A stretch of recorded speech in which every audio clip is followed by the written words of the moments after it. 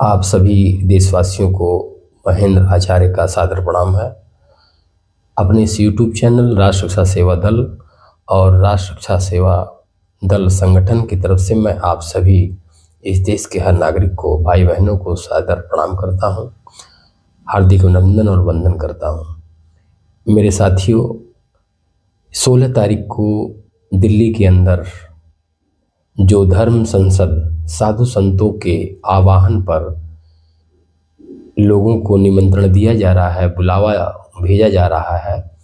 और सभी हिंदू सनातन भाइयों से अपील की जा रही है कि आप ज़्यादा से ज़्यादा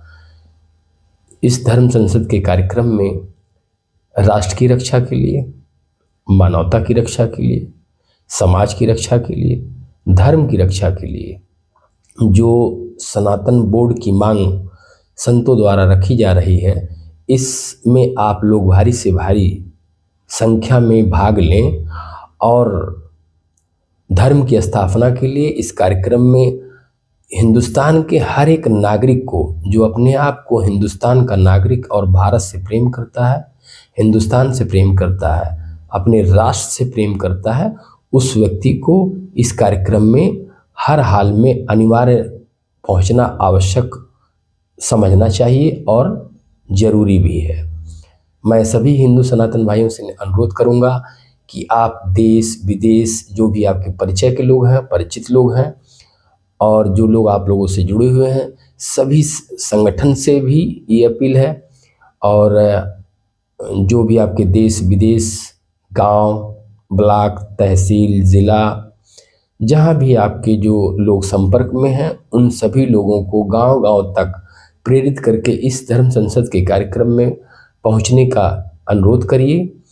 और क्योंकि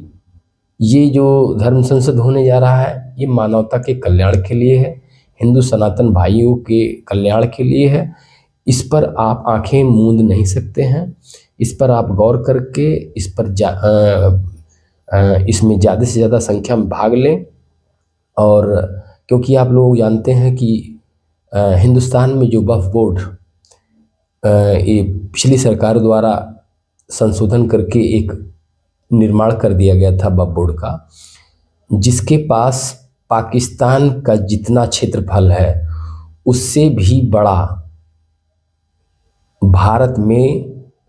वक्फ बोर्ड के पास उतनी ज़मीन, उतनी भूमि उसके पास है। उसको इतनी पावर है कि जिस भी ज़मीन पर, जिस भी भूमि पर वो नज़र गाड़ दे या उंगली उठा दे, वो उस ज़मीन उसकी हो जाती है। उसमें कोई गवाह, कोई कागजात की कोई आवश्यकता नहीं है। इतना बड़ा पिछली सरकारों ने इतना बड़ा कांड किया, इतना बड़ा धोखा हिंदुस्तान के साथ किया और इस देश के नागरिक के साथ किया, चाहे वो किसी भी समाज का हो, किसी भी धर्म का हो, किसी भी समुदाय का हो। ये हिंदुस्तान के हर नागरिक के साथ एक बहुत बड़ा धोखा किया, जो पिछली सरकारों ने कानून में संशोधन करके, संविधान में संशोधन करके वक्फ बोर्ड का निर्माण किया। और उसमें कुछ क्या, यानी इस देश विदेश, जो इस हिंदुस्तान में नहीं रहते हैं वो भी, जो विदेश में रहते हैं वो भी, या जो विदेश में फैले हुए हैं, जो हिंदुस्तान में हैं, जो हिंदुस्तान में नहीं रहते हैं, ऐसे भी लोग, जमात के लोग, मुस्लिम मौलवी मौलाना, वो अपने वक्फ बोर्ड का समर्थन करते हैं। उन्होंने भी दिल्ली में कार्यक्रम किया, उन्होंने अपनी मांग रखी वक्फ बोर्ड को बरकरार रखने के लिए, उसमें संशोधन ना हो उसके लिए उन्होंने तमाम तरह के अनर्गल प्रलाप किए और तमाम तरह से धमकियां दी, सरकार को धमकियां दी। हम सनातन धर्म संसद में हमको किसी को धमकी नहीं देना है और न ये धर्म संसद किसी को धमकी देने का काम करता है, क्योंकि ये एक मानवता के कल्याण के लिए है। और कट्टरपंथी विचारधारा को बढ़ावा देने वाले राष्ट्र विरोधी ताकतों को ये धर्म संसद भी एक संदेश देगा और उनको समझना भी चाहिए कि हिंदुस्तान में कट्टरपंथी नहीं चलेगा, राष्ट्र विरोधी नहीं चलेगा, मानवता विरोधी नहीं चलेगा, संविधान के विरोध नहीं चलेगा। ये जो कट्टरपंथी विचारधारा के मौलाना हैं, तकरीरें जो करते हैं, जैसे तौकीर रज़ा जैसे लोग, इमरान मसूद जैसे लोग, अवैसी बंधु जैसे लोग, इन लोगों को समझना चाहिए ये सब चीज़ें नहीं चलेंगी हिंदुस्तान के अंदर। ये यहाँ